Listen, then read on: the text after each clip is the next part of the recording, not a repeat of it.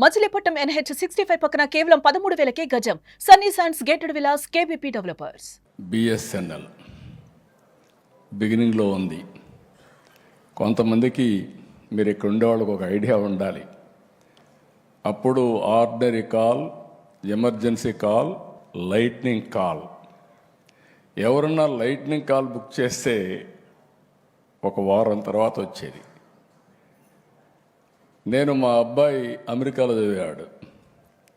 చదివితే నేను అసెంబ్లీలో జోక్గా చెప్పేవాడిని, నేను మా అబ్బాయికి ఫోన్ చేయడం లేదు, ఫోన్ చేస్తే ఫోన్ బిల్ 1,000 రూపాయల్లో వస్తుంది, తర్వాత అసెంబ్లీ మొత్తం స్టాలు చేసి మీరంతా నా మీద ఆరోపణలు చేస్తారనే ఉద్దేశంతో నేను భయపడుతున్నాను. దీనికి ఒకటే మార్గం, ఈ ధరలు తగ్గాలంటే ఆ రోజు చైనా చాలా ఫాస్ట్గా మూవ్ అవుతున్నారు, వాళ్ళు చూస్తే నాకు అసూయ. అప్పుడు నేను ప్రధానమంత్రి ఇద్దరితో ట్రై చేశా. ముందు దేవేగౌడ గారు, గుజరాల్ గారు. ఆ రెండు ప్రభుత్వాల్లో నాకు చాలా సన్నిహిత సంబంధాలు. నేనే కన్వీనర్ కూడా గవర్నమెంట్కి. ఇద్దరు అర్థం చేసుకోలేకపోయారు. ప్రధానమంత్రి గారు వాజ్పేయి గారు, great statesmen of this country. నేను ఐడియా ఇస్తే అని అన్నాడు, ఒక మాట అన్నాడు, డబ్బులు ఎక్కడి నుంచి వస్తాయన్నాడు. BSNL public limited company shares ఉన్నాయి కదా, ఏం చేద్దామన్నాడు. నేను ఒకటే మాట చెప్పాను, సార్ అన్ని దేశాల్లో టెక్నాలజీ రెవల్యూషన్ వస్తూ ఉంది, వచ్చింది. ఆ దేశాల్లో ఏవైతే షేర్ హోల్డర్స్ ఉన్నారో వాళ్ళందరూ కూడా ప్రీమియం పే చేశారు, మనం కూడా ప్రీమియం పే చేసి ముందుకు పోదామంటే అప్పుడు ఒక కమిటీ వేశారు. అది కూడా 97 తర్వాత మీరు చూస్తే 97లో స్టార్ట్ చేసి 98లో మీరు రిపోర్ట్ ఇచ్చాం.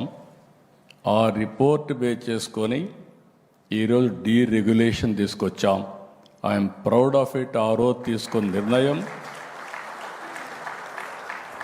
ఈరోజు, ఒకప్పుడు అందరూ భయపడ్డారు BSNL దెబ్బతింటుందని. దెబ్బతినలా. BSNL ఒక శక్తివంతమైన ఆర్గనైజేషన్ అయిందంటే అది మీకుండే తెలివితేటలని చెప్పి కూడా నేను మీకు తెలియజేస్తున్నా. ఇప్పుడే మా చంద్రశేఖర్ గారు ఒక మాట అన్నారు. ఆయన కూడా ఒక సక్సెస్ఫుల్ బిజినెస్ మ్యాన్ అయ్యాడు. అమెరికాలో బ్రహ్మాండంగా కంపెనీ పెట్టి బాగా డబ్బులు సంపాదించి తర్వాత ఇప్పుడు ప్రజాసేవ కోసం నేను రమ్మంటే వచ్చాడు.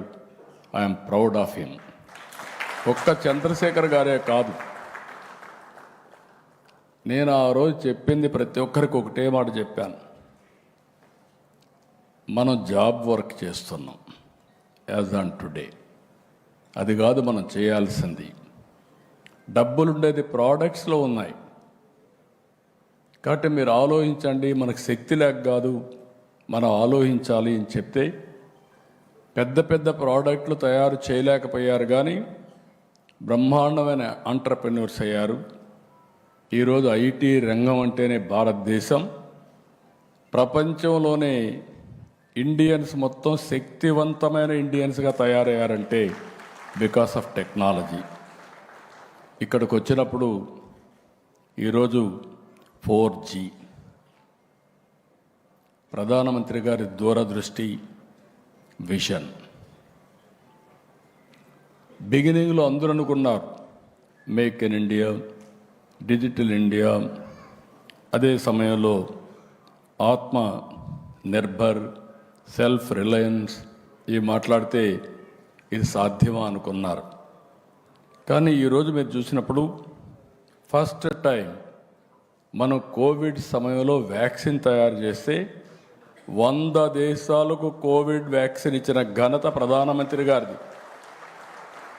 మన దేశంలో మన వాళ్ళు కాపాడుకోవడం కాదు, ప్రపంచంలో అందరిని కూడా కాపాడడానికి సహకరించింది మన నాలెడ్జ్. UPI ఇందులో కూడా నాకు చాలా సంతోషం. ఈ చరిత్రలో కూడా నేను భాగస్వామ్యం దానికి.